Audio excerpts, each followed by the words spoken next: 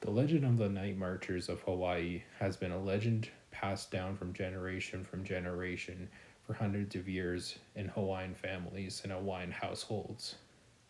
This is the legend of the Hawaiian Nightmarchers.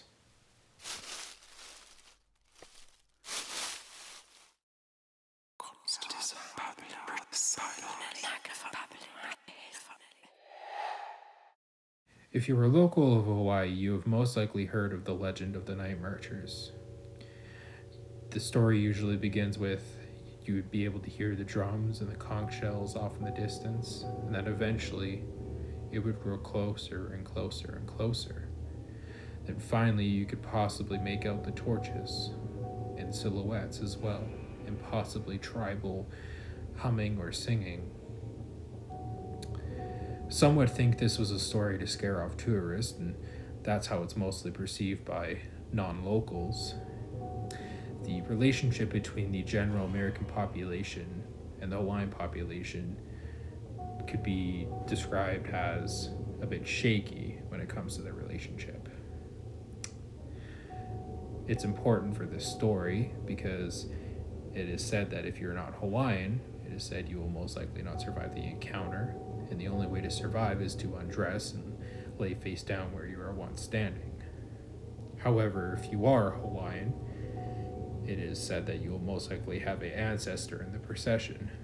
They will call your name and protect you. Many people, such as this person and many locals of Hawaii, have had similar experiences. She has gone nameless in the story, but she states that her husband and her father and his friend went fishing. There was a small cabin nearby that they were camping in. Her husband's friend told him that maybe 200 yards away from the cabin there was a path leading from here to the beach, and to not walk on it as it was seen as disrespectful, and they were told to use a different one.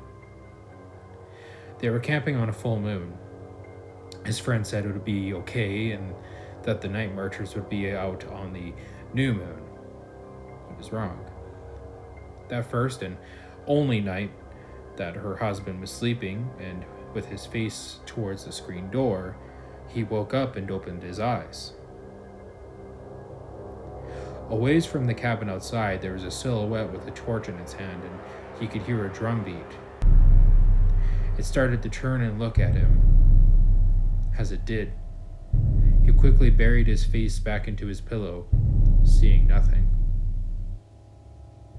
That morning, he told his friend and dad what happened. Long story short, a 3-day trip turned into a 1-day, and they got the heck out of Dodge. The woman stated that that story alone was enough to make her a believer. In the year 1970, a fisherman was fishing on the shores of Oahu. He was sitting there, listening to the waves crash on the rocks, and he was with his daughter. It was about 10 o'clock, suddenly when they heard the sound of a conch shell blowing in the distance. His daughter heard it too. They both thought it was the wind. Then a little while later, they heard it again. This time it was a little louder. It was spooky because they didn't see anything. Then they heard it again. We looked towards the Kauai side, and then they saw it. It looked like a procession. At first they saw a line of torches in the distance. The procession was moving along the coastline. The conch shell blew again. I took up my knife and my daughter got the rifle. We went seaward and laid down on the lava rocks. We knew about night marchers from the other fishermen. We knew you weren't supposed to look upon the marchers and to lay on the ground face down. We did this.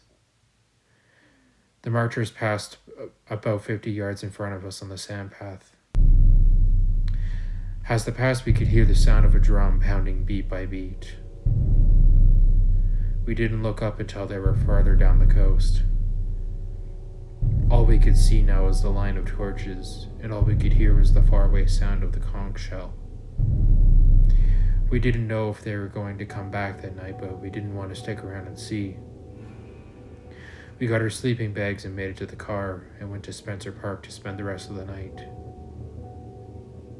In the morning, we went back and picked up our rigs and equipment, and we left. The final story will be told from the perspective of a male staying at his girlfriend's house. At the turn of the century, my girlfriend lived up high overlooking the town. It was rather out of the way, and so it was always very quiet at night. Her parents were out of town and her sister was away at college, so we were the only ones home. I was awoken from my bed at around 3 a.m. by a banging sound outside.